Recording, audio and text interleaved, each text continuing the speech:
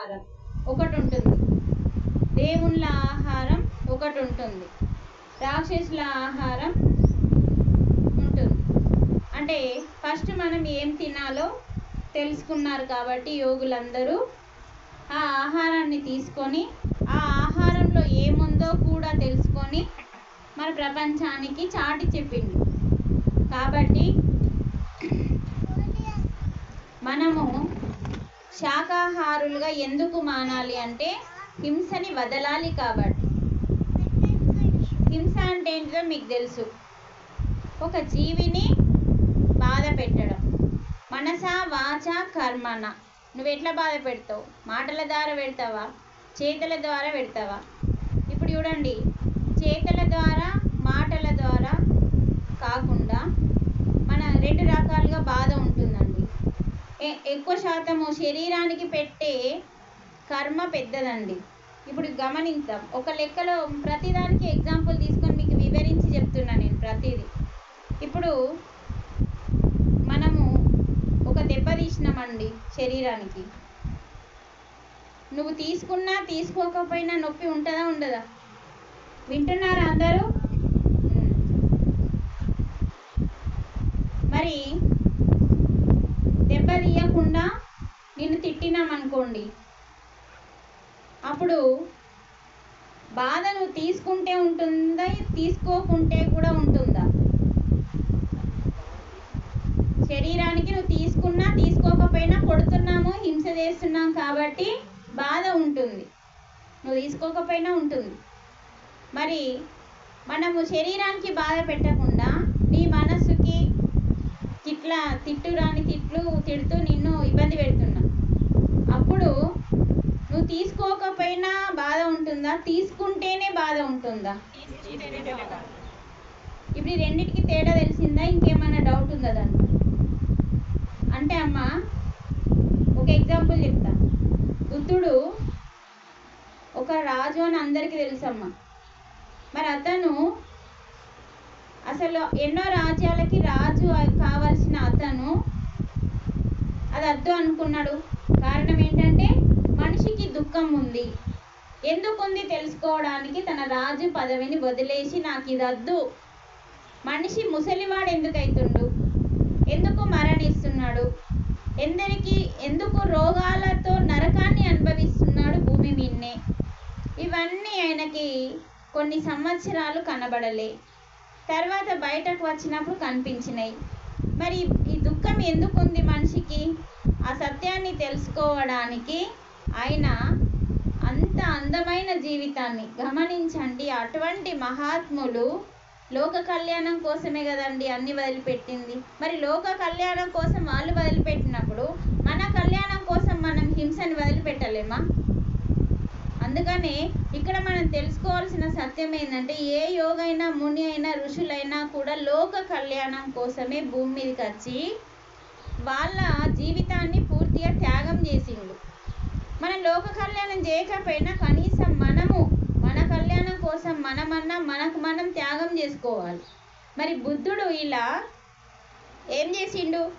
లోక కళ్యాణం కోసం ఈ సత్యం తెలుసుకొని మనిషికి ఎందుకు దుఃఖం ఉందో తెలుసుకోవడానికి హిమాలయ పర్వతాలు 5 సంవత్సరాలు ఏ గురువునంటే ఆ గురువుని కలిస్తే తనకి నచ్చలే, సరైన ఆన్సర్ రాలే.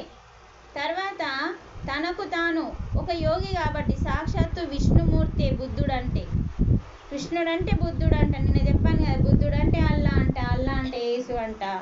అంటే ఈ బుద్ధుడు కూడా మహాజ్ఞాని, పుట్టకన్నా ముందే పుట్టబోతుండు. నీకు ఆ రాజు దగ్గరికి వెళ్ళి ఒక మహాయోగి జ్ఞాని పుట్టబోతుండు, ఆయన పుట్టేసరికి నేను ఉండట్లేదు అని ఒక ఋషి వచ్చి ఏడ్చి రాజుకు చెప్పిపోతాడండి.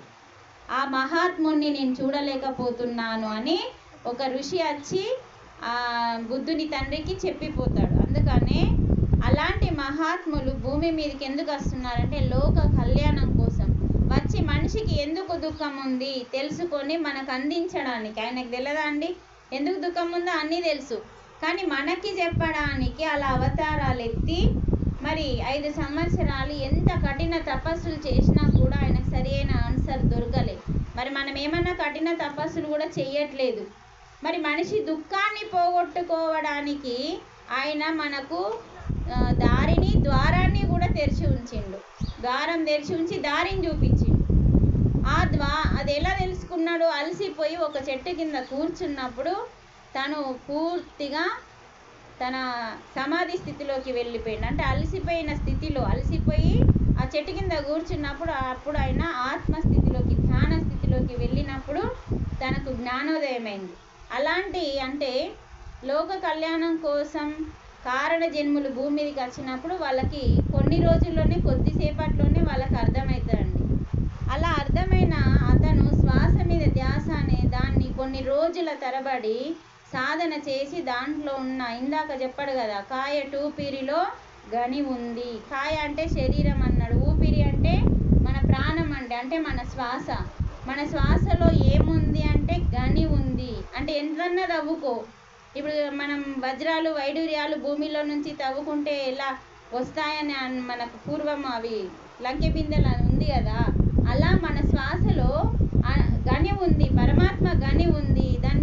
దాంతో నువ్వు ఎంతుంటే అంత దొరుకుతుంది అని మనకు ఆయన చెప్పిండు. మరి అలాంటి శ్వాస మీద ధ్యాసని వాళ్ళ భాషలో నుంచి మన భాషలోకి తీసుకొచ్చి ఎక్కడెక్కడ వాళ్ళ మంది ఉన్నారు వాళ్ళందరికీ నేర్పించిన తర్వాత తన శరీరాన్ని వదిలిపెట్టిండు. అంటే ఫస్ట్ మనకి బుద్ధుని ద్వారా ఈ శ్వాస మీద ధ్యాస అనే ధ్యానం అందిన తర్వాత బుద్ధుని దగ్గర ఉన్న శిష్యుడు ఆనందుడు ఈ పత్రిజీ యొక్క రూపంలో మనకి మళ్ళీ భూమి మీదకి, అంటే ఆయన ఉన్నప్పుడు మనం ఉన్నామో లేమో తెలియదు కానీ ఆయన ఉన్నప్పుడు ప్రపంచాన్ని మొత్తానికి అందించాలి అనుకున్నాడు బుద్ధుడు. ఆ టైంలో కానప్పుడు అతని శిష్యుడు మరి ఇప్పుడు ప్రపంచం మొత్తం ధ్యాన జగత్తు చేయడానికి మరి వచ్చిండు. దాదాపు కొన్ని వేల మంది లక్షల మంది ఉన్నారు. ఆ లక్షల మంది కూడా ప్రతిరోజు వర్క్ చేస్తున్నారు. అలా అంటే లక్షలు కోట్లు అవుతారు. అలా ప్రపంచం అంటే ఎందుకు మనము హింసని వదిలితే కనీసం మనం ఆ పాపం నుంచి విముక్తులమయ్యి మరి ధ్యానం చేస్తే శక్తులమవుతాం. ఆ శక్తి వచ్చే ఆటంకాన్ని తట్టుకునే శక్తిని సంపాదిస్తుంది ధ్యానం. ఎందుకంటే అమ్మ వచ్చే ఇప్పుడు కరోనా లాంటివి ఉన్నాయి, అట్లాంటివి ఉన్నాయి, ఇట్లాంటివి ఉన్నాయి, ఎన్నో ఉన్నాయి. అదే మనకి జ్ఞానం ఉందనుకోండి, ఎటువంటి కరోనా వచ్చినా కూడా ఉంటేనేమో ఉంటిని, పోతేనేమో పోతిని అని ఏ బాధ లేకుండా చక్కగా హాయిగా ప్రశాంతంగా జీవిస్తారు. కానీ భయంతోనే ఎక్కువ మంది చనిపోయింది కానీ కరోనాతో ఎక్కువ మంది చనిపోలేదు. అంటే నాకు కూడా వస్తుందేమో అన్న భయమే వాళ్ళని పీడించింది. మరి చనిపోయిన ఎటువంటి గొప్ప వ్యక్తి చనిపోయినా కూడా చూసే అవకాశం కూడా లేని మరణాన్ని తెచ్చుకున్నారు కరోనా రూపంలో. మరి ఆ టైంలో అందరూ ఎక్కువ శాతం భయంతో చనిపోయింది కాబట్టి భయము లేకుండా మనం జీవించాలి, శక్తితో జీవించాలి, హింసని చెయ్యకుండా. అంటే ఇప్పుడు మనకి 2020లో వచ్చిందండి కరోనా. అది ఎలా వచ్చిందో తెలుసు, ఎంత విజృంభించిందో తెలుసు. అంతకంటే ఎక్కువ విజృంభిస్తుందని మనకు ఆల్రెడీ చెప్పేసిండు. అంటే మనకి మోడీ రూపంలో కానీ ప్రభుత్వం రూపంలో కానీ యోగుల రూపంలో కానీ చెప్పడం అయిపోయింది. అంటే మళ్ళీ మనకి 30 తర్వాత జరగబోయే దానికి మనము ఎదుర్కోవడానికి సిద్ధంగా ఉండాలని చెప్పే కదా ఎంతోమంది గురువులు, మునులు, ఋషులు ప్రతి ఒక్కరూ కూడా అందరికీ జ్ఞానాన్ని పంచుతున్నారు. అందుకని మనం ఫస్ట్ హింస చేస్తే ఏమవుతుందంటే ప్రకృతి నిన్ను ఉండనియదు భూమి మీద. అదే కదా ఏం చేస్తున్నావు, భూమికి హాని కలిగిస్తున్నావు హింస వల్ల. హింస అంటే అందరూ తన బిడ్డలో ఒక బిడ్డ ఇంకో బిడ్డని హింస పెడుతున్నప్పుడు ఏ తల్లన్నా భరిస్తారు. మన ఇంట్లోనే మనం తీసుకుందాం, 4 పిల్లల్ని మనం కన్నామండి. ఒక బిడ్డ వెళ్ళి ఇంకో బిడ్డని బాధ పెట్టడమో కొట్టడమో తిట్టడమో చేస్తే మనం ఊకుంటామా? మనం మందలిస్తామా లేదా? మాట్లాడండి. మనం కూడా మందలిస్తాం కదా. తప్పుందా ఒప్పుందా తర్వాత సంగతి. వాళ్ళు గుసలాడుతున్నారంటే ఒక బిడ్డ ఇంకో బిడ్డను కొడుతున్నప్పుడు మనం ఎలా మందలిస్తామో ఆ కరోనా అంటే మందలించడం. ప్రకృతి మనల్ని మందలిస్తుంది. అందుకనే మరి ఇక్కడ మనకి భగవద్గీత సారం ఏం చెప్తుంది? ఫస్ట్ హింస చూడో, హింసని వదులు, హంసని పట్టు. హంస ఎందుకు పట్టు? హంస అంటే శ్వాస, ఊపిరి. ఊపిరిని ఎందుకు పట్టమంటున్నా అంటే అందులో గని ఉంది, అందులో నీ శక్తి ఉంది. నిన్ను నువ్వు అంటే ఏ సమస్య వచ్చినా నిన్ను రక్షించే శక్తే ఆ శ్వాసలో ఉంది. కాబట్టి ఆ శ్వాసని నువ్వు పట్టుకో. ఆ శ్వాసను నువ్వు పట్టుకోలే, శ్వాస ఉంది కానీ నువ్వు పట్టుకోలే, కాబట్టి దాన్ని పట్టుకో. మరి ఇక్కడ గీత మనకేం చెప్తుంది? గీతాసారం ఏంటంటే ఫస్ట్ నువ్వు భూమి మీద బతకాలంటే, నిమిత్త మాత్రంగా జీవించాలంటే నీకు ఏ జ్ఞానం కావాలి అని అడుగుతుంది. అర్థమైందా? ఫస్ట్ నువ్వు భూమి మీద బతకాలంటే ఎలా బతకాలి? నిమిత్త మాత్రంగా. అంటే ఏది జరిగినా, ఏది వస్తున్నా, ఏది పోతున్నా నిమిత్త మాత్రంగా, నాకు సంబంధం లేదు, నా కర్మని బట్టే వస్తుంది, అంతా పరమాత్ముని ఈశ్వరుని ఆజ్ఞ అనుకుంటా నిమిత్త మాత్రంగా బ్రతకాలి. బ్రతకాలంటే మరి ఏ జ్ఞానం కావాలి? ఏ జ్ఞానం కావాలంటే మనిషికి ఆత్మజ్ఞానము, బ్రహ్మజ్ఞానము కావాలి. మరి కావాలి అంటే నువ్వు కూడా ఏ సమస్య వచ్చినా కూడా నీ కర్తవ్యం ఏంది, నీ కర్తవ్యం ఏందో ఫస్ట్ మనం తెలుసుకోవాలి. నువ్వెన్నో వేషాలు వేసినావు కదా పుట్టి నుంచి, మనం ఎన్నో వేసినాం. ఇక్కడ చెప్తున్నాడు జ్ఞానాన్ని పొందడానికి చేయవలసిన సాధన ఒకటే ఉందండి. జ్ఞానం, మన జ్ఞానం కావాలి అంటే నిమిత్త మాత్రంగా బతకాలంటే మనిషికి జ్ఞానం కావాలి. అంత ఈజీగా బతకలేమండి నిమిత్త మాత్రంగా. ఏదైనా సమస్య వచ్చిందంటే ఫస్ట్ టెన్షన్, ఆ టెన్షన్ వాడు ఏమైపోతుంది, చేయాల్సిన పనిని ఎలా చేయాలో కూడా డైవర్ట్ అయిపోతుంది. డైవర్ట్ అయినప్పుడు ఏమవుతుంది, పని ఫెయిల్ అవుతుంది. చిత్తశుద్ధితో కొంచెం పనిని చేసినా కూడా ఆ పని సక్సెస్ అవుతుందని మనకు వేమన చెప్పిండు. అంటే చిత్తంతో అంటే మొత్తం ధ్యాస అంతా ఆ పని మీద పెట్టి చేస్తే ఆ పని సక్సెస్ అవుతుంది అంటుంది. మరి ఇక్కడ నువ్వు నిమిత్త మాత్రంగా బతకాలంటే ఆ బతకడానికి నీకు జ్ఞానం కావాలి. మరి జ్ఞానం కావాలంటే ఏ సాధన చేయాలి? ఏ సాధన చేయాలి అంటే ఇక్కడ మనకు నిమిత్త మాత్రంగా ఉంటూ కర్మ బంధాలలో చిక్కుకోకుండా, మనకి కర్మ బంధాలు ఉన్నాయి.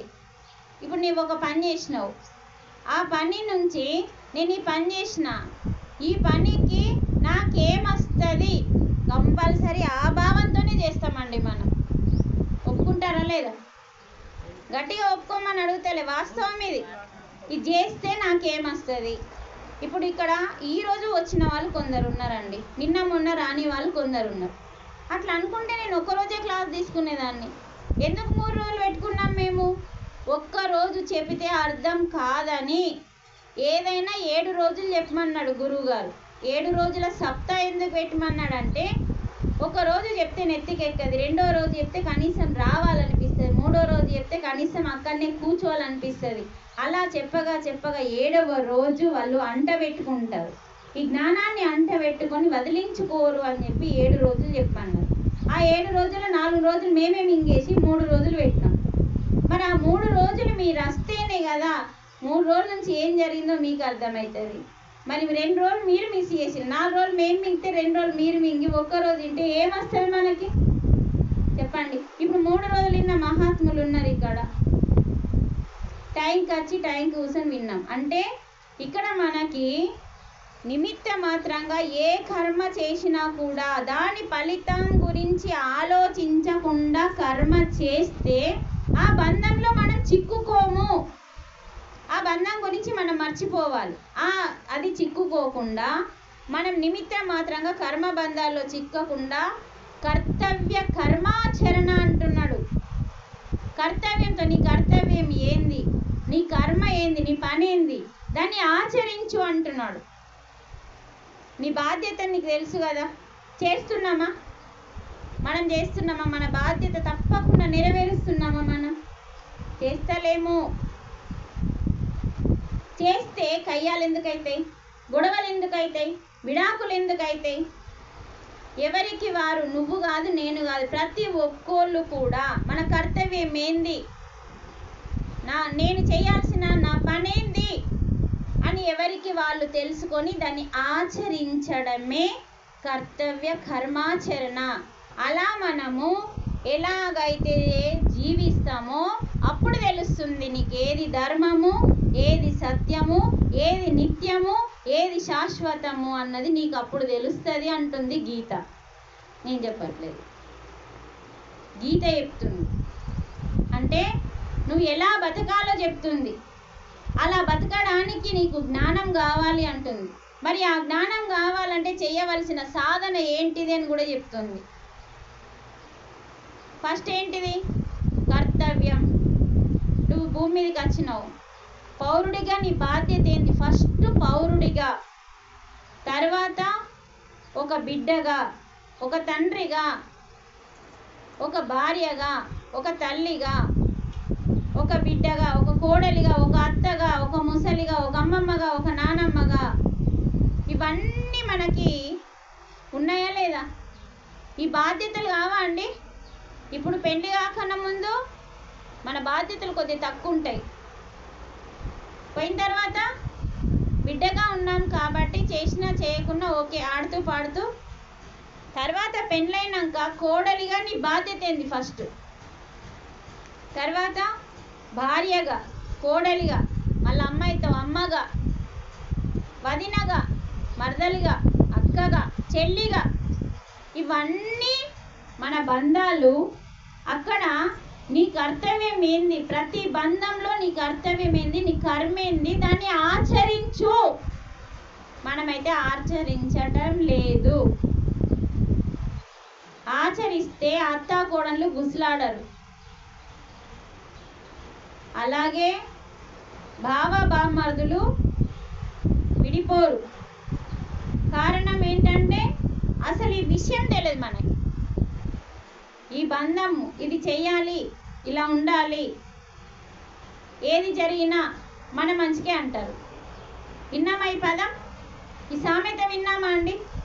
ఏది జరిగినా మన మంచికే. సరే, విన్నాము. ఎంతవరకు అర్థమైంది మనకు? అది ఎంతవరకు అర్థమైంది? ఎంతవరకు ఆచరించినాం? అసలు దాని గురించి పట్టించుకున్నామా? ఫస్ట్ ఏది జరిగినా మన మంచికే అనగానే మనకి ఏదైనా జరిగిందనుకో, ఫస్ట్ మనం ఏం చేస్తున్నాం? ఏది జరిగినా మన మంచికే అన్నారు కదా, మనకేం మంచి జరిగింది, అంత చెడే జరిగింది కదా అని మళ్ళీ నిందిస్తున్నారు. కానీ నువ్వు ఒక్కసారి జ్ఞానంతో ఆలోచిస్తే దాని వెనకాల నీకు దొరుకుతుంది. నీకు మంచి జరిగేదేదో అన్నది నీకు దొరుకుతుంది. ఎగ్జాంపుల్ చెప్పన్నా? నా జీవితంలో జరిగింది చెప్తా, వేరేళ్ళది అక్కర్లేదు. నా జీవితంలో జరిగింది, ప్రతి క్లాస్లో ఇదే చెప్తున్నాను. ఎందుకంటే ఫస్ట్ నేను ధ్యానంలోకి వచ్చిన. నేను ధ్యానంలోకి వచ్చినాక మనం ఏం చెప్తాం? ఇక అప్పుడు ఏం బుద్ధి జ్ఞానం ఉండదు కాబట్టి ఇక నేను వచ్చినా మీరు కూడా రండి అంటారు. మన సార్ని అంటాం. మనం మానేసినాం కదా, మీరు కూడా మానేయండి అంటాం. మనం ముందు ఏం చేస్తామంటే ఆర్డర్లు వేస్తాం, కానీ వాళ్ళు వేయరండి. కొంచెం వాళ్ళు బెటర్ మనకంటే. మనం వేసినప్పుడు మా సార్ అన్నాడు, నీకంటే ఆరోగ్యం బాగాలేదు, నువ్వు ధ్యానం చేయడానికి వెళ్ళినా ధ్యానం నేర్చుకున్నావు, కరెక్టే కదా. మరి నేను ఆరోగ్యంగానే ఉన్నాను, నాకు ధ్యానం అవసరం లేదు అన్నాడు.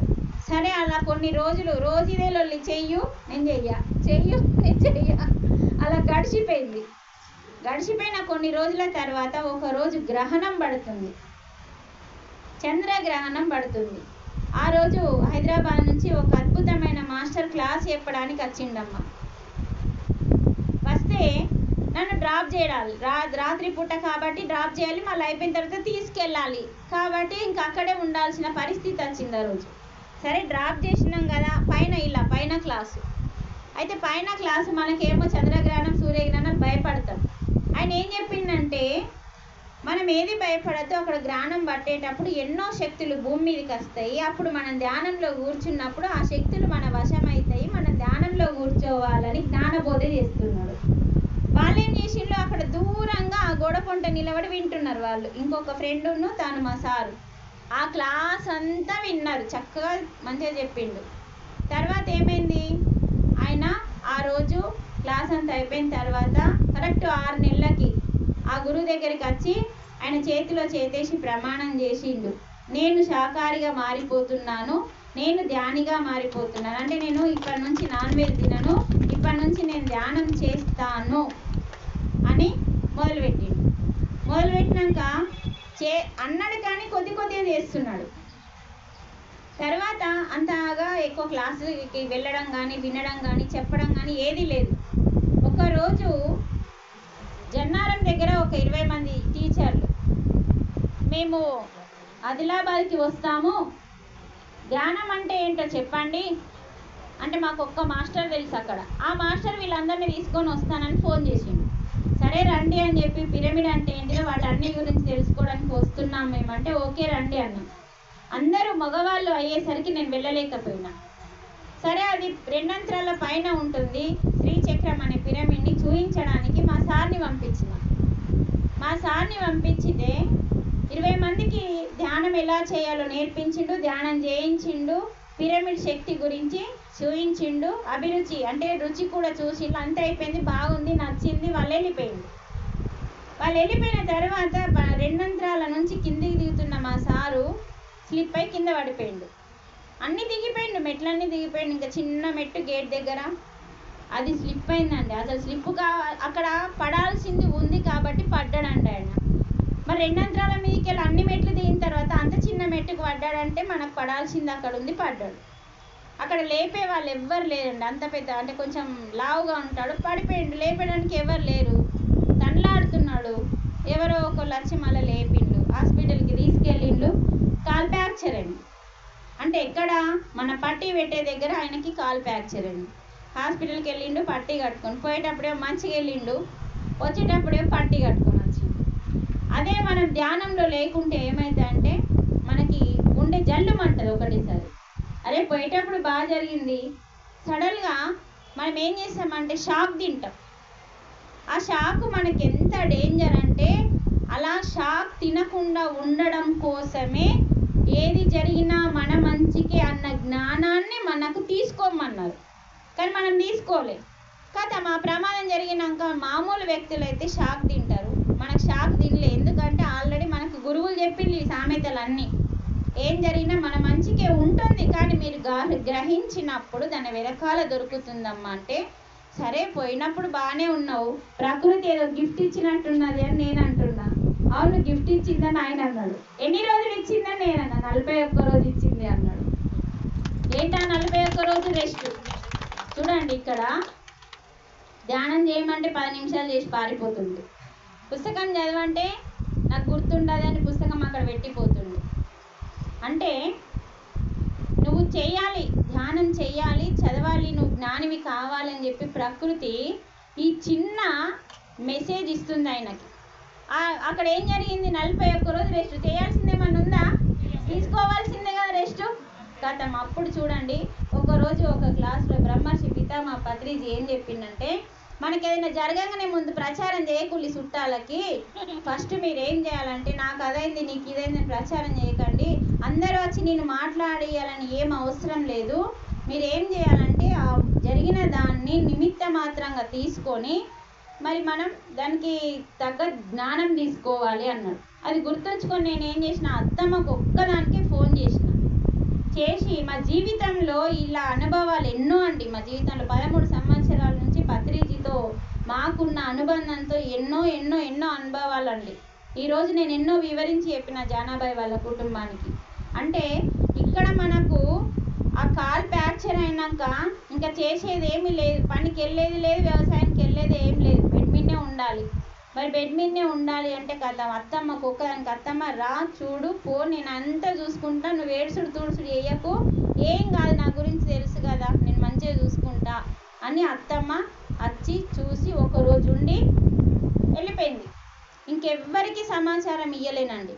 ఎందుకంటే ఇల్లంతా అల్లకల్లోలం అయిపోతుంది. ఏమైంది ఏమైంది ఏమైంది ప్రతి ఒక్కరికి వివరించి చెప్పి ఆ ఛాయ్ చేయలేక వంటలు చేయలేక. మీరు గమనించండి, పేషెంట్ ఎవరైతారండి ఇక్కడ? మంచాలు ఉన్నోళ్ళ వంట రూమ్లో అయితే ఇక్కడ మనకి పేషెంట్ని మంచిగా చేసుకోవాలి ఫస్ట్. అదే కదా మనం ముఖ్యమైనది. పేషెంట్ మంచిగా అవుతాడా అండి? ప్రతి మనిషి వచ్చిన మనిషి కల్లా ఆ పేషెంట్ చెప్పి చెప్పి చెప్పి సగం కావాలి. ఇక్కడ నేను ఆ జ్ఞానాన్ని తీసుకొని ఏం చేసిన అంటే ఒక్క అత్తమ్మకి చెప్పిన, అంతే. ఇంకా మా అమ్మకి, మా నాన్నకి, మా అన్నదమ్ములకి ఎవ్వరికి చెప్పాలి, మా ఆడబిడ్డకి, మా మరిదికి ఎవరికి చెప్పకుండా 3 గంటలు ధ్యానం చేయాల్సిందే. ఇప్పుడు అంటే ట్యాబ్లెట్ వేయనియాలి, ఓన్లీ పట్టి కట్టుకున్నాం, ట్యాబ్లెట్ తెచ్చుకున్నాం, ట్యాబ్లెట్ పిరమిడ్ కింద వాడేసినాం, అక్కడ పెట్టేసి అవసరమైతే వేసుకుందాము, అవసరం లేదు అని అనుకొని ధ్యానం చెయ్యు 3 గంటలు. ఏ పని ఉంది, ఇంకా ధ్యానం చేసేది లేదు. ఏమేం పుస్తకాలంటే ఒక యోగి ఆత్మకథ ఒకటండి, అది చాలా గొప్ప గొప్ప గొప్ప గొప్ప గొప్ప పుస్తకం. మనిషిని ఉన్నతంగా మార్చే పుస్తకం, ప్రపంచ రికార్డులో ఉన్న పుస్తకం అండి అది ఒక యోగి యొక్క ఆత్మకథ. ఆ పుస్తకాన్ని ఆయన చేతిలో పెట్టిన. రెండవది తులసీదళం, మన గురుగారు ఫస్ట్ రాసిన పుస్తకం తులసీదళం. తర్వాత సాక్షి సాధన, తర్వాత ధ్యాన జగత్. ఇలా 4 పుస్తకాలండి, ఎందుకంటే 40 రోజులు ఉంది కదా అని. ఇలా 4 పుస్తకాలని ఆయన చేతిలో పెట్టిన. ఇవన్నీ చదవాలి, 3 గంటలు ధ్యానం చేయాలి. చూడండి, ట్యాబ్లెట్ వెయ్యకుండా. అంటే ఇక్కడ నేను నేర్చుకోవడానికి ఆయన మీద ప్రయోగం చేసినండి. ప్రయోగం చేయడం అంటే ఏదో ప్రయోగం చేసి మీరు తప్పుగా భావించద్దు. ఎలా ప్రయోగం అంటే మనకి జ్ఞానం ఉండి చేస్తున్నాం. ఎప్పటికప్పుడు ధ్యానం చేస్తూ నొప్పి ఉందా, నొప్పి తగ్గుతుంది, ఎప్పటికప్పుడు 40 రోజులు ఆయన బెడ్ దగ్గర ఉండి ఆయనకు సేవలు చేస్తూ 40 రోజులు ప్రతి పుస్తకాన్ని నేను చదువుతూ, ఆయనకి చెప్తూ, ఆయన చదువుతూ. చూడండి, ఒక యోగి ఆత్మకథ చదివి ఆయన ఎంత అద్భుతంగా మారిందంటే ఆ 40 రోజులు మా సారుని ఒక మంచి మాస్టర్గా ఆ యాక్సిడెంట్ చేసిందండి. మరి 3 గంటల ధ్యానము 10 నిమిషాలు చెయ్యని మనిషి 3 గంటలు మనమని ఇట్లా ఒరిగి కూర్చుంటామండి. మా సారు నిచ్చుగా నేలపైన ఇట్లా కూర్చుంటాడు, అసలు ఒరగకుండా కూర్చుంటాడు. అంటే ఆ యాక్సిడెంట్ ఏం చేసిందంటే ధ్యానానికి దగ్గర చేసింది, ప్రతి పుస్తకాన్ని అర్థమయ్యే రీతిలో చదివేయడానికి టైం ఇచ్చింది. మరి మా మాస్టర్ ఏమండి ఇప్పుడు అద్భుతంగా క్లాసులు పెట్టిస్తాడు. ఆ బుక్ చదివిన అర్థం చేసుకున్న మాస్టరు తన స్నేహితులకి కొన్ని పుస్తకాలు ఆర్డర్ చేసి తెప్పించి ఈ పుస్తకం వల్ల నేను మారినా అని చెప్పి ఆ పుస్తకాలన్నింటినీ ప్రచారానికి స్నేహితులకి వంచిందండి. ఏం జరిగినా మన మంచికే అంటే చూడండి, మనం తీసుకుంటే మనకు మంచి జరుగుతుందా జరగదా అనేది మనకు తెలుస్తుందండి. మరి చూడండి, ఆయన ప్రచారంకే వేయండు, 20 మందికి ధ్యాన ప్రచారం చేయడానికి అందుకని వెళ్ళిన అతను మరి అతనికి జరగద్దు కదా. మరి జరిగిందంటే మనకు మంచి జరిగినట్టే, అందులో మనం వెతుక్కోవాలి. మనకు జరిగిన మంచి ఏందో మనం వెతకమండి, వెతకడం ఆపేసి ఏడవడం స్టార్ట్ చేస్తాం. మనం వెతికితే తెలుస్తుంది, కంపల్సరీ తెలుస్తుంది. ఇలా నా జీవితంలో ఎన్నో ఉన్నాయి, ఇది ఒకటే కాదు. అప్పుడు కదా మా సారు పూర్తిగా ధ్యానం.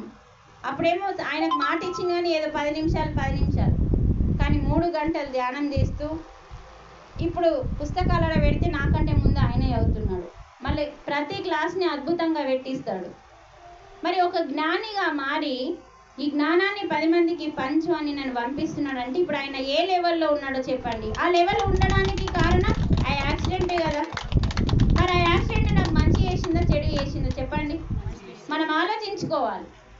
అంటే ఏది జరిగినా మన మంచికే. అంటే నేనేదో సూత్రాలు చెప్పలేదు, నా ఇంట్లో జరిగిన సత్యాన్ని మీ ముందట పెట్టినాను. ఇలా ఇది ఒక్కటే కాదండి, మా బాబు విషయంలో, మా అత్తమ్మ విషయంలో, నా విషయంలో, మా సారు విషయంలో ఇలా అద్భుతాలు జరిగినాయి. అంటే మనం ఇవన్నిటిని తీసుకోము, భయపడతాం. ఫస్ట్ భయపడద్దు. ఆ భయం అనే శత్రువుని తీసేయకపోతే మరణం దగ్గర అవుతుంది. అందుకని ధ్యానం ఏం చేస్తుందంటే ఆ భయాన్ని తీసేస్తుంది. ఇప్పుడు చూడండి, ఇక్కడ కర్తవ్యంతో మనం కర్మని ఆచరించాలి అన్నాడు. సరే, నేను ఆచరించకపోతే ఎవడు చూస్తున్నాడు, ఎవడు చేస్తాడు, చెయ్యా నేను అని మొండితనంతో మనం చేస్తలేమండి. చేయకపోతే ఏమవుతుంది, అవి కర్మలుగా మారుతున్నాయి. మరి మీరేమనుకుంటారంటే నేను చేయకపోతే ఓళ్ళు చూస్తున్నారని మీరు అనుకుంటారు. ఎవరు చూస్తున్నారో తెలుసుకుందామా? ఎవరు చూస్తున్నారు? ఇది రామాయణంలో ఉందండి. ఎవరు చూస్తున్నారో కూడా మనకు చెప్పిండు వాల్మీకి. సీత ద్వారా మనకు అందిన జ్ఞానం ఇది. ఏదన్నా మన జీవితంలోకి కంపల్సరీ తిరిగి వస్తుంది. అంటే ఇప్పుడు మనకు ప్రభుత్వం పేరేందండి?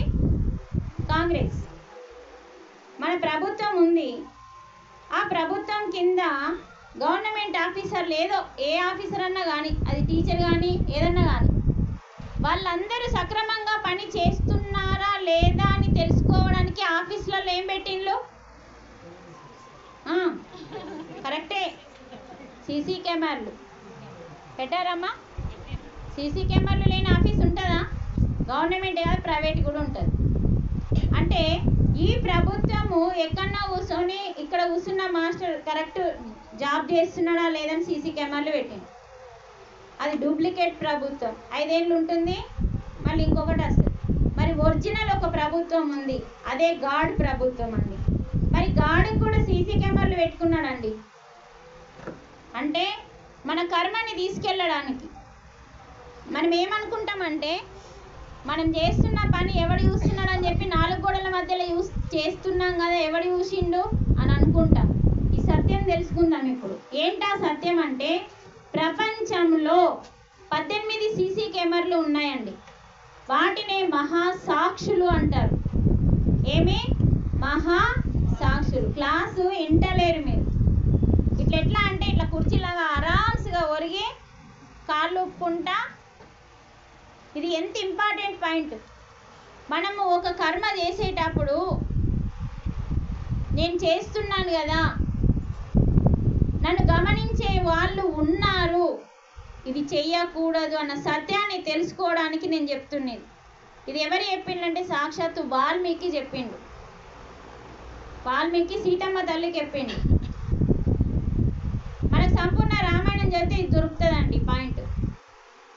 18 మంది మహాసాక్షులు సీసీ కెమెరాల రూపంలో ప్రతి క్షణము ప్రతి మనిషిని గమనించి, ప్రతి మనిషి చేసిన పాపకర్మని, ప్రతి మనిషి చేసిన పుణ్యకర్మని, ప్రతి మనిషి చేసిన సత్కర్మని అంటే నిష్కామ కర్మని, వీటన్నింటినీ ఆ 18 మంది చూసి పైలోకానికి తీసుకెళ్ళి అది పండిన తర్వాత నీ జీవితంలోకి పంపించేది కూడా ఆ 18 మంది మహాసాక్షులే. మరి ఎవరు వాళ్ళు? 18 మంది మహాసాక్షులు ఎవరు అంటే 5 పంచభూతాలు. రాసుకోండి, 5 పంచభూతాలు, 4 వేదాలు. ఇవన్నీ శక్తులు కావా? శక్తి అంటే ఏంది? పరమాత్మ. పరమాత్మ నుంచి వచ్చిన శక్తులు ఇవి. పరమాత్మ నుంచి విడిపడిన శక్తులు. 5 పంచభూతాలు, 4 వేదాలండి. ఎన్నైనా? 10వది నీ అంతరాత్మ. నీ అంతరాత్మ నిన్ను హెచ్చరిస్తుందా? హెచ్చరించడం లేచి నిలబడు, నాకు హెచ్చరించది అని. ప్రతి ఒక్కరికి మన లోపల ఉన్న అంతరాత్మ నువ్వు అబద్ధం ఆడినా కూడా నిన్ను హెచ్చరిస్తుంది. కానీ మనం వినం, మనసు చెప్పిందే వింటాం. ఎందుకంటే దాని ప్రభావం ఎక్కువ ఉంది కాబట్టి. ఇప్పుడు బీజేపీ ప్రభావం ఎక్కువ ఉంటే బీజేపీ గెలుస్తుంది, కాంగ్రెస్ ఉంటే మరి మన మీద ప్రభావం ఎవరిది ఉందంటే మనసుది ఉంది. కాబట్టి మనసు చెప్పినట్టు వింటాం. ఆత్మది ఉంటే ఆత్మ వింటుంటాం. ఆత్మ చెబుతూనే ఉంటుంది ప్రతి క్షణము, నా బిడ్డ తప్పు చేయొద్దు అని. అంతరంగంలో ఉన్న ఆంతర్యామి అదే చెప్పాడు కదా అన్నమయ్య. అందరికీ శ్రీహరే అంతరాత్మ, అందరికీ శ్రీహరే. అందరికీ శ్రీహరి అంటే నారాయణుడు, విష్ణుమూర్తి, ఆయననే అందరికీ అంతరాత్మ. అంటే నీ అంతరాత్మ ఎవరు? ఎవరు? సాక్షాత్తు దేవుడే, నారాయణుడే. అది ఒక సాక్ష్యం.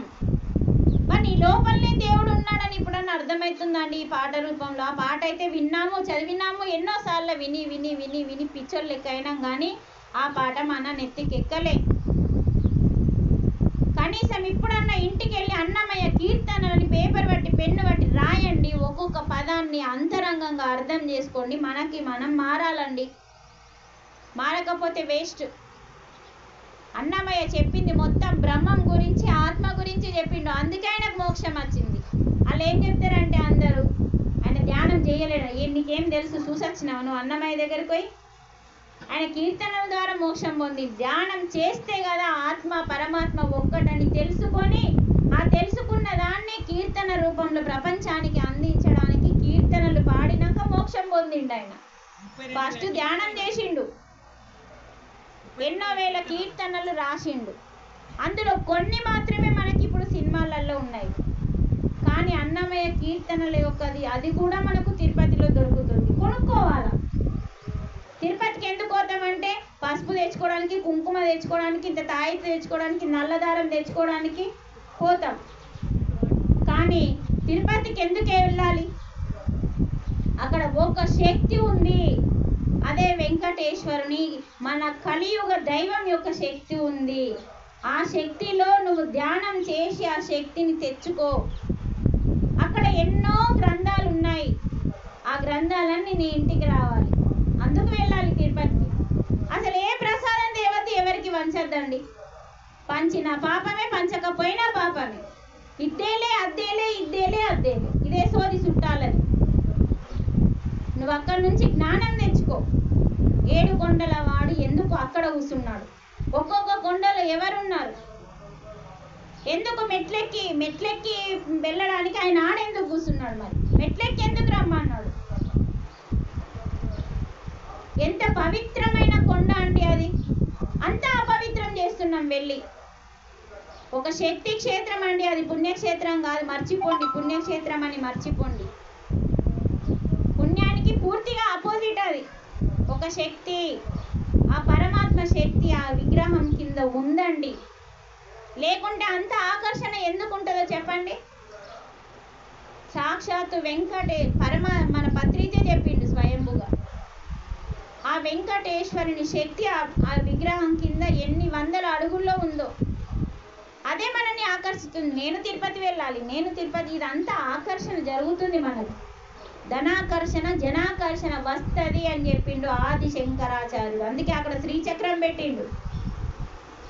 ఇవన్నీ మనకు తెలుసండి, తెలియదు ఏమీ లేదు. అందుకే 18 ఆ మహాసాక్షులలో నారాయణుడు ఒకడు, అదే అంతర్యామి. 10వది 11 సూర్యుడు, 12 చంద్రుడు, 13 ఉదయం, సాయంత్రం, పగలు, రాత్రి. ఎన్నైనాయి? సత్యము ధర్మము 18 వచ్చినాయి. ఈ 18 మహాసాక్షులు నువ్వేం చేస్తున్నావు? రోజు, ప్రతిరోజు 24 గంటలలో ఏ క్షణంలో ఏమేం చేస్తున్నావు అన్ని రికార్డ్ అయితే కావా చెప్పండి. రికార్డు కావు అన్నోళ్ళు చేతిలో పట్టండి. మనం చేసే ప్రతి కర్మ, త్రికరణ శుద్ధిగా ప్రతి కర్మ రికార్డు అవుతుందా కాదా? అవుతుంది అని తెలిసినప్పుడు మరి మనం ఎలా ఉండాలి? అవుతుంది చూసే వాళ్ళు ఉన్నారు, తీసుకుపోయే వాళ్ళు ఉన్నారు, మళ్ళీ పంపించే వాళ్ళు ఉన్నారు. అప్పుడు వస్తుంది ఇక బాధ. చేసినప్పుడు ఉండదు, అది పండేదాకా అది మన జోలికి రాదు కదా. పండిన తర్వాత వస్తుంది నీ ఓట్లకి. చూడండి, ఒక చెట్టు మీద కాయ నీ ఓడికి రాదండి. ఆ పండు పండినా కూడా రాదు. ఆ పండు పూర్తిగా పండినప్పుడు నువ్వు తెంపకపోయినా అది కింద పడిపోతుంది. అలా నీ కర్మ కూడా తిరిగి నీ జీవితంలోకి ఆ పండు వచ్చినట్టు నీ కర్మ కూడా వస్తుంది. అందుకే మనం ఏ కర్మ చేయాలి? నిష్కామ కర్మ చేయాలి. అందరూ దుఃఖం నుంచి విముక్తులుగా మార్చే కర్మని చేయాలి. ఆ కర్మ పేరే కర్తవ్య కర్మాచరణ. ఇది పౌరుడుగా మన బాధ్యత కాదా అండి? అంటే భూమి మీద పుట్టినందుకు ఒక పౌరుడిగా మన బాధ్యత. తర్వాత గురువు బోధన చేసిండు కాబట్టి గురువుకు దక్షిణగా శిష్యురాలిగా ఒక బాధ్యత. అలా మనము ఒక మనిషిగా ఒక బాధ్యత. అది ఆధ్యాత్మికానికి సంబంధించిందండి. ముఖ్యము సంసారం కూడా తక్కడ. అందుకే ఆధ్యాత్మికం ఎక్కువ ఉండద్దు, ప్రాపంచికం తక్కువ ఉండద్దు. ప్రాపంచికం ఎక్కువ ఉండద్దు, ఆధ్యాత్మికం తక్కువ ఉండద్దు. రెండు సమానంగా ఉండాలి. సగం డే ఇది, సగం డే అది. అందుకనే మనం ప్రతి క్షణము ఏ టైంలో ఏ కర్మ చేస్తున్నామో ఆ కర్మ చేసేటప్పుడు ఆచి తూచి, అందుకే మనకి ఏం పెట్టిండు, ఒక కర్మని ఆచి తూచి చెయ్యాలి అంటే ఏం పెట్టిండు, ఆలోచించే శక్తిని పెట్టిండు. అమ్మ చెప్తుంది సమాధానం, మనకు అస్తలేదు. ఒక పెద్ద మనిషి చెప్తుందంటే ఆ పెద్ద మనిషి ఎందుకు చెప్పింది మనకు తెలుసు. ప్రతి క్షణం భగవద్గీతలో లీనమై ఉంటది కాబట్టి.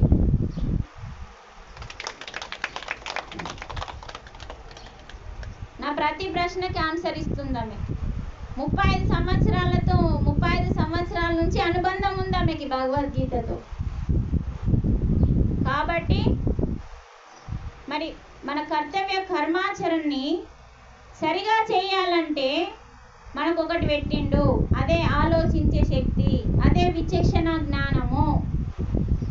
దాన్ని ఉపయోగించుకొని, అంటే చూడండి భగవంతుడు అన్నీ ఇచ్చేసిండు, కానీ మనం దేన్ని వాడుకోవట్లేదు. వాడుకుంటున్నామా? రైట్ రాంగ్ అని మనకు తెలుసు. రాంగ్ అయినా కూడా ఏం కాదని నువ్వు అనుకుంటున్నావు. కానీ రామాయణంలో వాల్మీకి సీతకి చెప్పిండు, నువ్వు చేసిన ప్రతి కర్మ. సీత ఏ కర్మ చేసిందో తెలుసుకుందామా? మరి తెలుసుకుందామా? సప్ప కనబడుతుంది లేదండి ఈరోజు.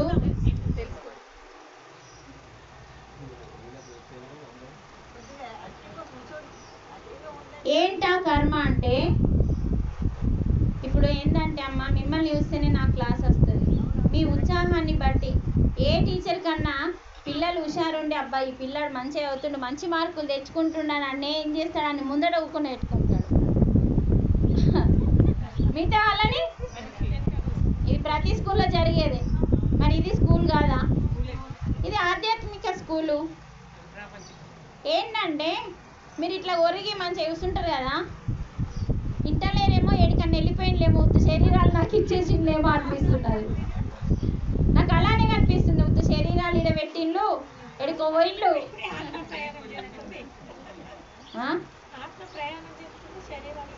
ఆత్మ ప్రయాణం చేస్తే పర్వాలేదు, మనసు ప్రయాణం చేస్తుంది. ఇడ ఆత్మ ప్రయాణం బయట ఉండదండి, లోపల ఉంటుంది. అది కళ్ళు ముయ్యాలా. మనసు ప్రయాణం చేస్తుంది ఇడ.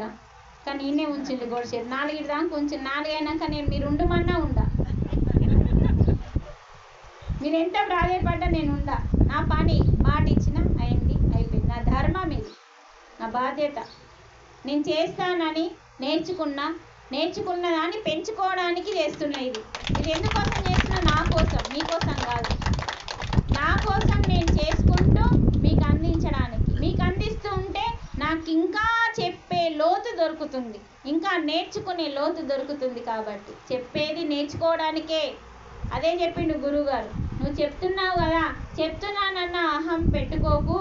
చెప్పేది నీ ఎదుగుదల కోసమే, నీ లోతు కోసమే. నీ లోతు చాలా ఉంది. ఆ లోతు చేరాలంటే నువ్వు చాలా పని చేయాలి, చాలా వర్క్ చేయాలి. అందుకేనండి ప్రకృతి నుంచి నాకు ఏ మనిషి రూపంలో ఫోన్ వచ్చినా నేను ఈ క్లాసు చెప్పను అని ఆన్సర్ ఇప్పటిదాకా చెప్పలేదండి. నేను రాను, నాకు వీలు కాదు, ఇలాంటి మాటలు నేను మాట్లాడా. ఏంటంటే ఏమో ఈ శరీరం ఎప్పుడు పుట్టుకోమంటుందో తెలియదు. కాబట్టి ప్రకృతి అవకాశం ఇచ్చినప్పుడు తీసుకోవాలా వద్దా? తీసుకోవాలి. కాబట్టి ఇంట్లో ఎన్ని ఫంక్షన్స్ ఉన్నా, చెప్తున్నా కదా, ఫంక్షన్లన్నీ కూడా వాళ్ళ ఇంటికి వెళ్ళి ఒకరోజు ముందు వెళ్ళి నేను ఈ దానికి ఎక్కువ ఇంపార్టెంట్ ఇస్తా అని 1 సంవత్సరం ఫస్ట్ నాకు అన్ని తిట్లు వచ్చినాయండి. ఫస్ట్ 1-2 సంవత్సరాలు, ఎందుకంటే నేను 13 సంవత్సరాల నా ఆత్మ ప్రయాణంలో 1-2 సంవత్సరాలు అందరితో బాధలు పడ్డా, కష్టాలు పడ్డా, కన్నీళ్ళు పడ్డా, అన్నీ తుడుచుకుంటా పోయి ఇంకా ఇది మారది, ఇది ఇంతే అని అయిన తర్వాత వాళ్ళ ఇంటికి వెళ్ళి మెప్పించుకొని ఈ క్లాసులకు వస్తా అండి. పలానా ఫంక్షన్ ఉంది, మొన్న సండే రోజు పల్లికొండలో క్లాస్ 2వ తారీఖు. ఎంతమంది కూర్చున్నారు తెలుసా? 150 మంది. కొత్త ధ్యానులు, ఒక్కళ్ళు పాతోళ్ళు లేరండి. మరి ఆ 150 మందికి నా జ్ఞానం అందాల్సిన డిజైన్ రాయబడి ఉంది అక్కడ. మరి నేను ఫంక్షన్ కోసం ఆగన్నా, అక్కడికి వెళ్ళానా? మీరే చెప్పండి. అక్కడికి వెళ్ళాలి అంటే మరి అక్కడ ఫంక్షన్ ఎవరిదో తెలుసా? పోచమ్మ పండుగ. పోచమ్మ అంటే కోసింది కాదు, అమ్మాయి తిన్నది కాబట్టి ఒప్పుకోదు కాబట్టి వెజ్జే. చూడండి, సొంత బాబాయ్ కూతురు ఫంక్షన్ అంటే నేను ఎంత పని ఉంటుంది. కానీ మనం ప్రాపంచిక పని కోసం రాలేదు. వెళ్ళి ఇంటికి వెళ్ళి ఫస్ట్ పొద్దున ఏం చేయండి అది ముందే ఒకరోజు వెళ్ళి చెప్పి చేసి అది కంప్లీట్ చేసుకొని మళ్ళీ పరిగెత్తి వాళ్ళ ఇంటికి వెళ్ళి హాజరైన.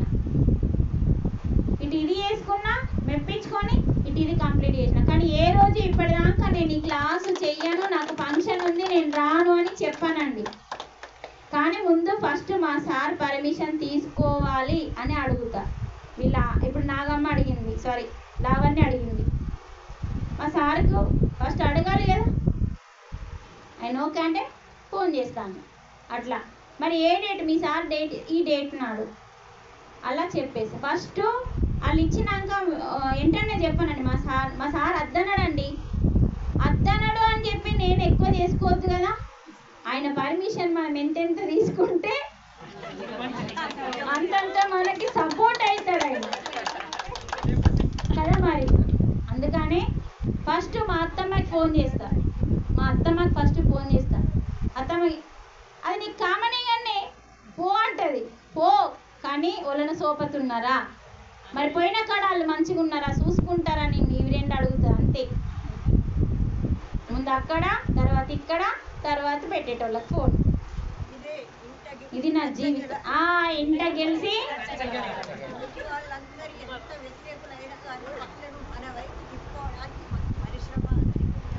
యథా యదా హి ధర్మస్య. శ్లోకం తెలుసుకుందాం. ఈ శ్లోకం మనకేం చెప్తుంది? కళ్ళు మూసుకోండి ఒక్క నిమిషం. కళ్ళు మూసుకొని విన్నదానికి, కళ్ళు తెరిచి విన్నదానికి తేడాని గమనించండి. ఊకెందుకు కళ్ళు ముప్పిస్తున్నాం? ఈ రెండింటికి చాలా తేడా ఉంటుంది, గమనించాలి. దాంట్లో లీనమై వినండి. కళ్ళు మూసుకోండి. యథా యదా హి ధర్మస్య గ్లానిర్భవతి భారత అభ్యుత్థానమధర్మస్య తదాత్మనం సృజామ్యహం.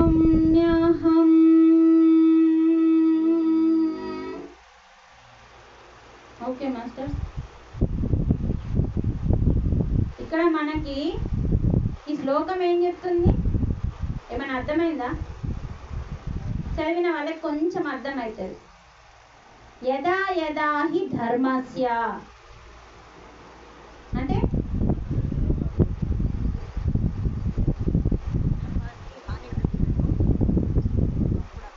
గ్లానిర్భవతి భారత అంటే ఇక్కడ ఓ భరత వంశీయుడా అంటే అర్జునుడా, నేను ధర్మం ఎక్కడెక్కడైతే నశిస్తుందో అప్పుడు నేను ఆ ధర్మాన్ని రక్షించడానికి నన్ను నేను సృష్టించుకుంటున్నాను అంటున్నాడు. నన్ను నేనే సృష్టించుకొని ఆ ధర్మాన్ని రక్షించడానికి వస్తున్నాను అని చెప్తున్నాడు. మరి ధర్మం తప్పడానికి మళ్ళీ కారణం ఎవరండి? మళ్ళీ మనుషులే. అందుకనే మనం ఇక్కడ తెలుసుకోవాల్సిన సత్యం ఏంటంటే, మనమే ధర్మాన్ని పాటిస్తే భూమి మీదకి ఇవన్నీ అరాచకాలు జరగవు. ధర్మం అంటే ఏంటిదో నేర్పడానికి సాక్షాత్తు రాముని అవతారం ఎత్తి వచ్చిండు. ధర్మం అంటే ఏందో మనకు తెలియదు కావచ్చు అని రాముడు ధర్మం అంటే ఇది అని ఎన్ని ఆటంకాలు వచ్చినాయండి ఆయనకి. ఇంకా మనకు సగమే తెలుసు, 0 తెలుసు, ఇంకా 5% తెలుసు, 95% తెలియదండి. వశిష్ఠ గీత చదివిన వాళ్ళకి రామాయణం, సంపూర్ణ రామాయణం అంటే వాల్మీకి రాసిన రామాయణం, ఈ రెండు చదివిన వాళ్ళకి రాముడు ఎన్ని కష్టాలు పడ్డాడు, ఎన్ని ఆటంకాలు వచ్చినాయి, ఎంతమంది రాక్షసుల్ని వధించిండు, ఇవన్నీ కూడా ధర్మంతో ఉన్నందుకు ఇలా వస్తాయి అని మనకు నేర్పడానికి. అప్పుడు ధర్మమే గెలుస్తుంది ఆఖరికి అని చెప్పడానికి ఆయన అవతారాన్ని ఎత్తిండు. కానీ అవతారం ఎత్తి ఎంతో జ్ఞానాన్ని ఇచ్చిండు.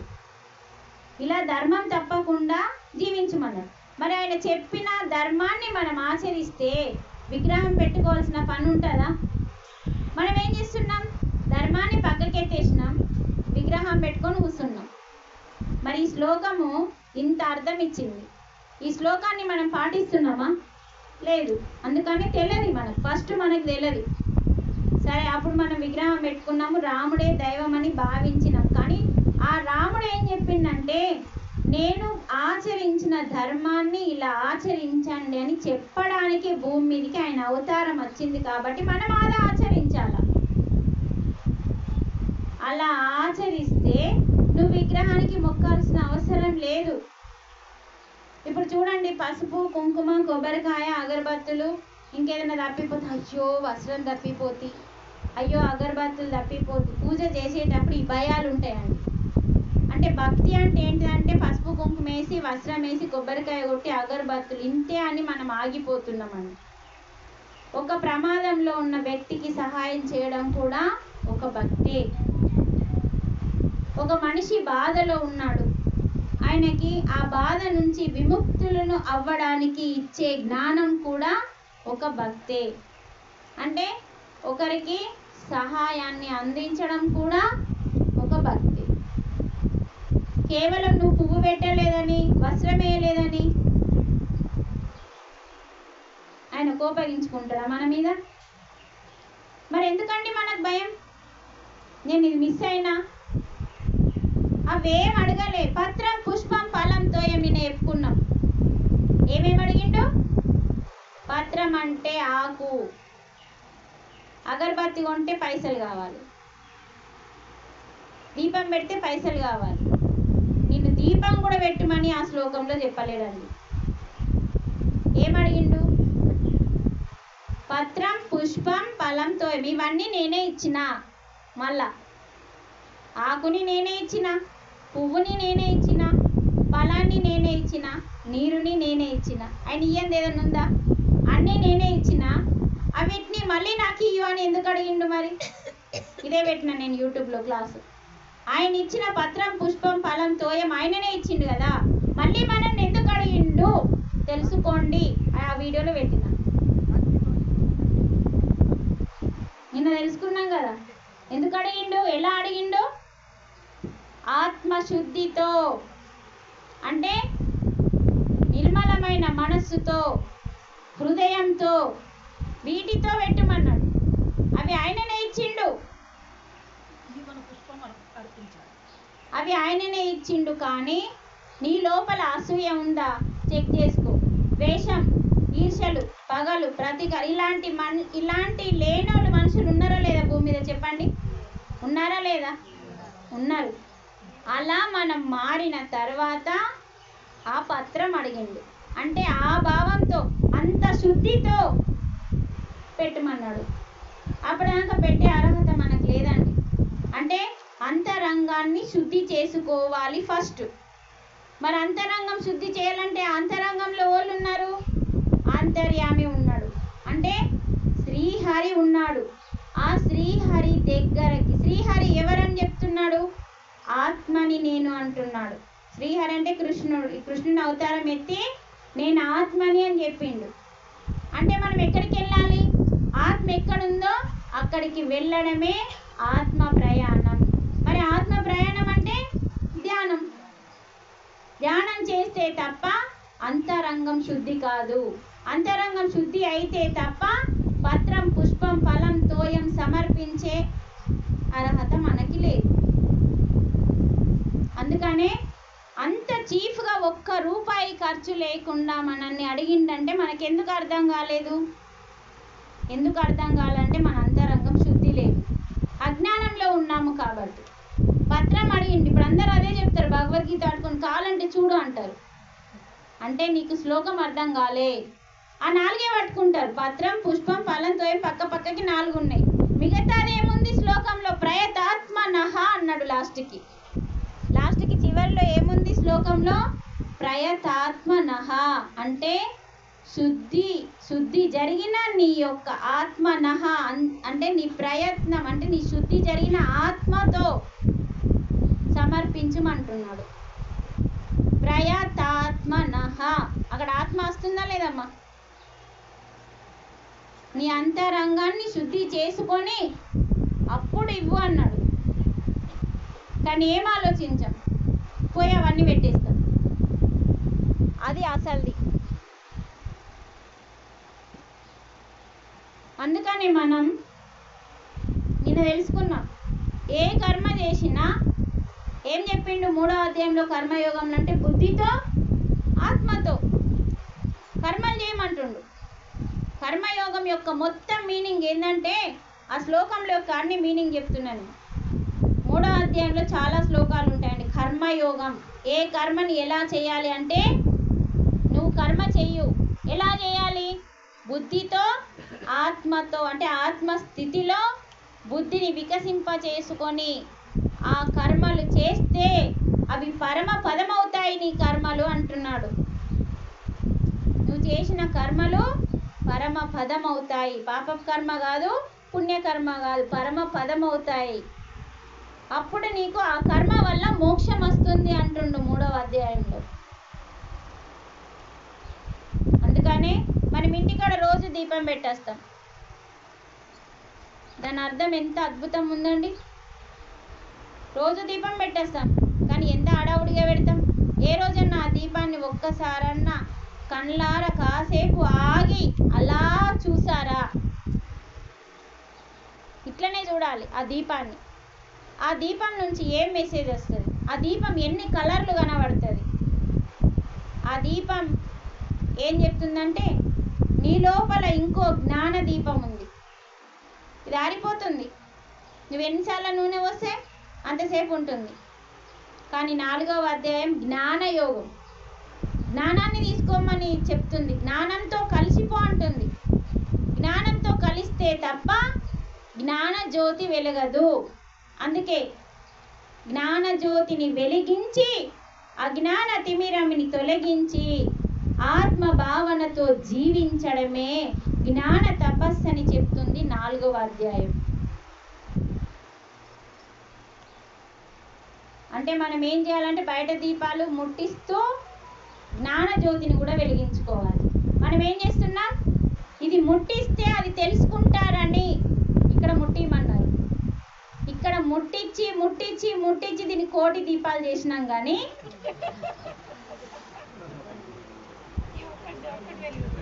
ఒక్కటి ముట్టించి 1,000,000 దాకా పోయినాం, కానీ అసలుది ముట్టిస్తలేవు. ఆ అసలే 4వ అధ్యాయం జ్ఞానయోగం. జ్ఞానంతో కలిసిపో. యోగం అంటే కలయిక. ఆ జ్ఞానంతో కలిసిపోతే నీ లోపల జ్ఞానజ్యోతి వెలుగుతుంది. అజ్ఞానం అంతా పోతుంది, చీకటి పోతుంది కదమ్మా. కరెంటు పోగానే ఏం ముట్టిస్తాం? దీపం ముట్టిస్తాం. అంటే ఎందుకు? చీకటి పోవాలని. మరి నీ లోపల చీకటి పోవద్దా? అందుకే ఆది శంకరాచార్యుడు ఎంత జ్ఞానం ఇచ్చిందంటే, ఇచ్చావరణం ముందు మన నిన్న శ్లోకంలో చెప్పిన భగవద్గీత కించిదీత ఇచ్చామరణం అని. ఇంకోటి ఏం చెప్పిండు? జ్యోతిని ముట్టించేటప్పుడు ఒక శ్లోకం చెప్పిండండి మనకి. ఏం శ్లోకం?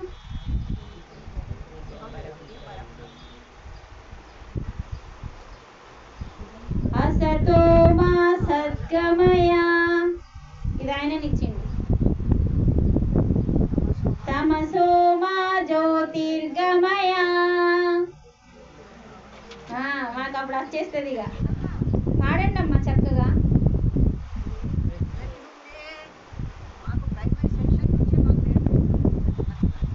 అంటే మృత్యోర్మో అమృతంగమయ పాడడం వస్తుంది. మరి అక్కడ ఏం చెప్పిండు ఆయన? ఈ 3 పాయింట్లు ఇవ్వాలండి, మొత్తం శ్లోకం కూడా అవసరం లేదు. ఈ 3 పాయింట్లల్లో మన జీవితం మొత్తం పెట్టిండండి. ఫస్ట్ ఏంటిది?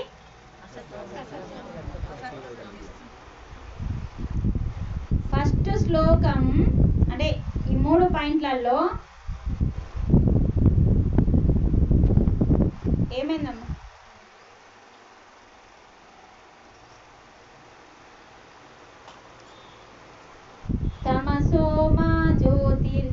సద్గమయ.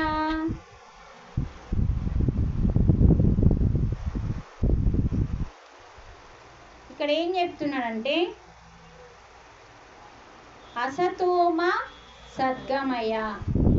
అసత్యము నుంచి, అసతోమ అంటే అసత్యము, అసత్యము నుంచి సత్యం వైపు రా అంటున్నాడు. చూడండి ఆ చిన్న శ్లోకంలో. తమసోమ జ్యోతిర్గమయ. చీకటి నుంచి వెలుగులోకి రా. మృత్యోర్మ అమృతంగమయ.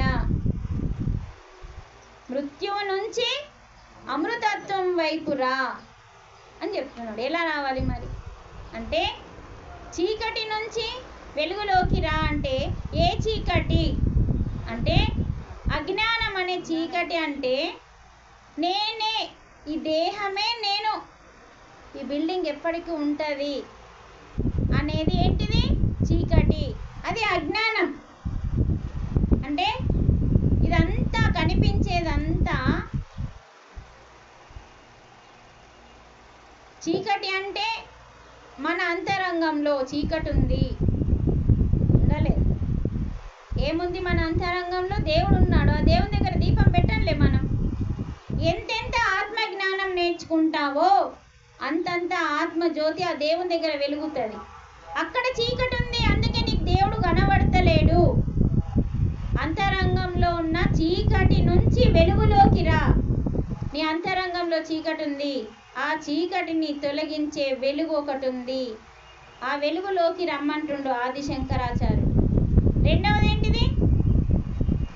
అసతోమ, అజ్ఞానం నుంచి జ్ఞానం. అజ్ఞానం అంటే ఏంటంటే నేనే శరీరము, ఇదంతా శాశ్వతము, డబ్బు శాశ్వతము, బిల్డింగు శాశ్వతము, వస్తువులు శాశ్వతము, కార్లు శాశ్వతము, నేను సంపాదించిందంతా శాశ్వతము అని అనుకునేదంతా అజ్ఞానము. జ్ఞానము ఒకటే ఉంది, అదే సత్యము, అదే ఆత్మ. అదే ఆత్మ అని తెలుసుకొని ఆ ఆత్మగా జీవించడమే అజ్ఞానం నుంచి జ్ఞానం వైపు రావడం. అంటే నేను దేహం కాదు అని తెలుసుకొని, ఆత్మనని తెలుసుకొని ఆత్మగా జీవించడమే అసతోమ సద్గమయ. అంటే చూడండి, తెలుసుకోమంటున్నాడు. నేను శరీరమే నేను అనుకొని ఆగిపోతున్నాం కాబట్టి అసత్యంలో జీవిస్తున్నాం, అజ్ఞానంలో జీవిస్తున్నాం. మళ్ళీ ఏం చేస్తున్నాం? మృత్యోర్మ అమృతంగమయ. మనకి మృత్యు అనేది లేదు. నువ్వెవరని చెప్తున్నాడు ఇక్కడ? ఎవరని చెప్పిండు ఇందాక? ఆత్మ అన్నాడు, సత్యం అన్నాడు. నువ్వు సత్యం. సత్యం అంటే నాశనం కానిది. నాశనం కానిది ఏదైతే ఉందో అది రెండు కండ్లకి కనబడదు. ఇప్పుడు వేర్లు ఉన్నదన్నది సత్యమా కాదా? నిజమా కాదా? కనబడతాయా అంటే లేవన్నట్ట? ఉన్నాయని తెలుసు, మనమే పెట్టాం కాబట్టి. అంటే వేర్లు కనబడాయి కానీ ఉన్నాయని తెలుసు. అలాగే ఆత్మ సత్యమని తెలుసు, అదే నువ్వని తెలుసు, కానీ అది కనబడదు. ఈ రెండు కళ్ళకు కనబడదు. కళ్ళు మూసుకుంటే ఇంకో కన్ను ఉంది, ఆ కన్ను కనబడుతుంది. అంటే ఇక్కడ మనకి శరీరానికి మరణం ఉంది, ఆత్మకి మరణం లేదు. మరి ఆత్మ నువ్వైనప్పుడు శరీరం నువ్వు కానప్పుడు మరణం మనకు ఉన్నట్టా లేనట్ట? మరణం దేహానికి ఉంది కానీ ఆత్మకి లేదు. కాబట్టి మృత్యోర్మో అమృతంగమయ. మృత్యువు నుంచి అమృతత్వం వైపురా. అమృతత్వం అంటే ఆత్మ వైపురా. ఆత్మ వైపు రావాలంటే అమృతాన్ని తాగాలి. నేను చెప్పాడు కదా, గంగా జల లవ కణికా పీత. గంగా జలాన్ని ఒక్క బొట్టే అంటున్నాడు. ఆ ఒక్క బొట్టే విశ్వశక్తి. ధ్యానం ద్వారా ఆకాశ గంగ వస్తుంది మన లోపలికి. మనం ఏమనుకుంటామంటే గంగా స్నానం చేస్తే పాపాలు పోతాయి. ఆడికే పోతుంది కదా అందరూ. ఏడికి? అది పోవడం మంచిదే, కానీ అర్థం తెలుసుకొని పోవాలి. గంగా స్నానం చేస్తే పాపాలు పోతాయి. ఏ గంగ అని తెలుసుకోవాలి. ఏ గంగ అంటే మేడం, గంగా, యమున, సరస్వతి, గోదావరి అంటే విశ్వశక్తి, కాస్మిక్ ఎనర్జీ, పరమాత్మ శక్తి. అది ఆకాశం నుంచి వచ్చే గంగ, ఆకాశ గంగ. బ్రహ్మరంధ్రం నుంచి నీ లోపలికి వెళ్తుంది ఆ గంగ. ఆ గంగ ఒక్క బొట్టైనా చాలు నీ లాలాజలంలో కలిసి నీ లోపలికి అమృతంగా మారి వెళ్తుంది. లాలాజలంలో అంత శక్తి ఉంటుంది. అందుకని తుప్పు ఉంచేయద్దు అని చెప్తారు పెద్దలు. ఏం ఉమ్ముస్తున్నామే అని తిట్టకపోతుండేనా మన మనుషులు, మన పెద్దలు? ఏం ఉమ్ముస్తున్నాయి? తుప్ప అని తిడతారు. లేచ అంటే అందుకే చక్కగా రాత్రి భోజనం చేసి ఆ నోరినంతా శుభ్రం చేసి పడుకోవాలి. పొద్దున మార్నింగ్ బ్రహ్మ గడియలలో లేచి మంచిగా ఒక 1/2 లీటర్ నీళ్లు బ్రష్ కన్నా ముందు తాగాలి. రాత్రంతా ఏమైంది? లాలాజలంలో అమృతం వచ్చింది. నిద్రలో, గాఢ నిద్రలో అమృతం వచ్చింది. పోయి బ్రష్ చేస్తావు. ఈ అమృతం ఏం చేస్తుందంటే, నీళ్ళు తాగంటే అదంతా లోపలికి వెళ్ళి రాత్రి ఇలా మూసేసుకొని వండుకున్నాం కదా, మూసేసుకొని వండుకున్నాక మింగట్లేదు కదా మనం, అందుకని ఇక్కడ ఉండిపోతుంది.